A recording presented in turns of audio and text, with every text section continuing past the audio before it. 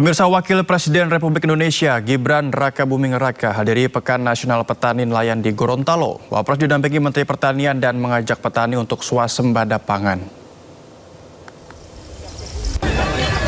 Didampingi Menteri Pertanian Andi Sulaiman, Wapres Gibran menyapa petani dan nelayan. Dalam ajang tersebut, pemerintah menargetkan para petani mendukung program pemerintah dalam swasembada pangan. Diikuti oleh 13.000 peserta dari berbagai kelompok petani dan nelayan yang berlangsung hingga 5 hari. Berbagai alat pertanian modern turut andil dalam mensukseskan program pemerintah untuk swasembada pangan. Di sawah. Apa? Penyemprotan di padi. Oh, nyemprot pupuk. Pemerintah meminta kenaikan suku bunga acuan Bank Indonesia menjadi 5,75%, tidak langsung diikuti oleh kenaikan suku bunga kredit di perbankan Himbara. Pemerintah berharap akses pembiayaan bagi masyarakat dan pelaku usaha bisa tetap terpelihara di tengah kenaikan suku bunga acuan.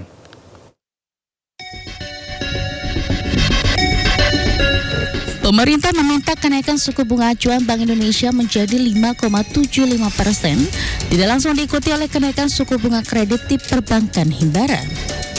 Menurut Menko Bidang Perekonomian Airlangga Hartarto, dengan tidak naiknya suku bunga kredit, penyaluran kredit oleh Bank Himbara diharapkan tetap berjalan meski terjadi kenaikan BI rate. Dengan demikian, akses pembiayaan bagi masyarakat dan pelaku usaha bisa tetap terpelihara. Airlangga memastikan pemerintah akan terus memantau dampak kenaikan BI rate terhadap sektor perbankan dan aktivitas pembiayaan. Dengan harapan fungsi intermediasi perbankan tetap mendukung pertumbuhan ekonomi nasional.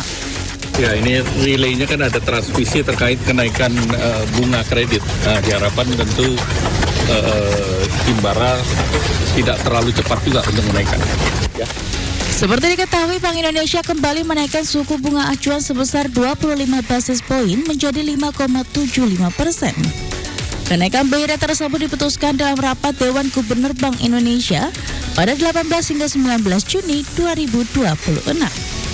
Sebelumnya dalam rapat Dewan Gubernur mingguan pada 9 Juni, Bank Indonesia juga menaikkan suku bunga sebesar 25 basis poin menjadi 5,5%.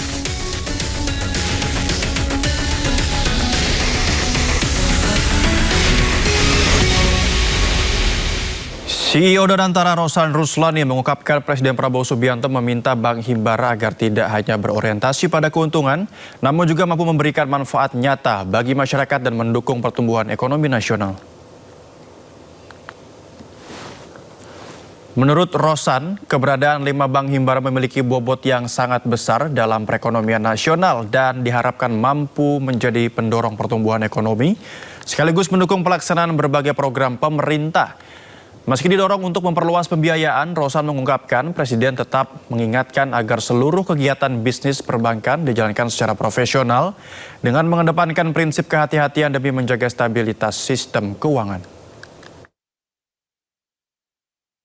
Tadi arahan dari Bapak Presiden kepada seluruh perbankan dan juga Dewan Komisaris dan pimpinan bahwa kita mesti melihat bahwa Indonesia ini secara keseluruhan itu sangat optimis dan sangat baik ke depannya.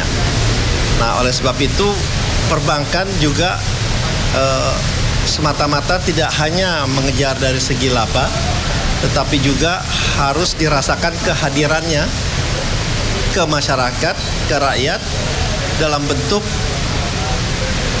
pemberian persamaan kesempatan dari segala lapisan dari UMKM, komersial maupun korporasi. Dalam konferensi pers bersama OJK dan DPR, Direktur Utama BEI Jeffrey Hendrik memastikan jajaran direksi baru BEI akan melanjutkan upaya reformasi pasar modal Indonesia. Ia menegaskan upaya reformasi yang dilakukan dimaksudkan untuk meningkatkan transparansi, integritas, serta tata kelola pasar modal Indonesia. Otoritas Jasa Keuangan dan DPR RI mengumumkan paket direksi Bursa Efek Indonesia di gedung DPR RI pada Kamis 18 Juni 2026. Ketua Dewan Komisioner OJK, Friderika Widyasari Dewi menyebutkan pihaknya telah memilih 7 nama direktur dari 4 paket calon yang diajukan kepada OJK.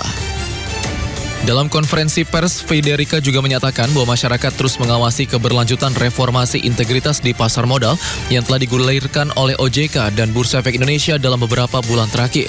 Dan ini semua kita harapkan dan juga kita minta mereka untuk berkomitmen untuk memberikan yang terbaik untuk pengembangan untuk Bursa Efek ke depan, mengedepankan tata kelola dan melanjutkan reformasi integritas di pasar modal.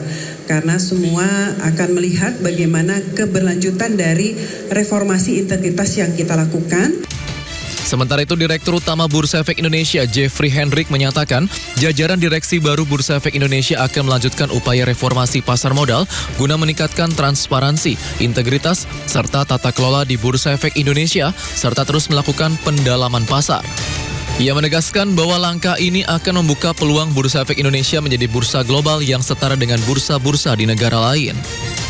Kami, Direksi Bursa Efek Indonesia periode 2026-2030, pertama tentu akan melanjutkan reformasi pasar modal yang sudah kita lakukan 4 bulan terakhir ini, ya, dan kemudian juga komitmen kami untuk terus meningkatkan transparansi dan integritas serta tata kelola di Bursa Efek Indonesia, serta terus melakukan pendalaman pasar baik dari sisi demand maupun dari sisi supply.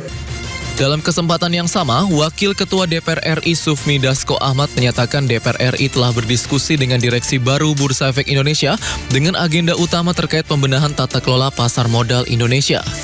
Tak hanya kepada Bursa Efek Indonesia, DPR juga meminta OJK untuk memperketat pengawasan ke depan.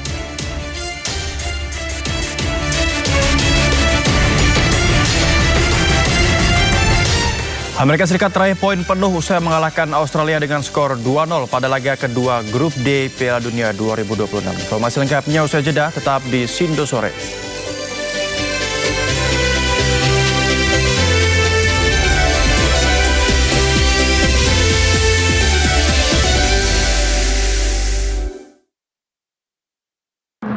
Suara tak layak dibungkam. Intelektualitas perlu diuji. Integritas butuh konsistensi demi demokrasi yang hakiki.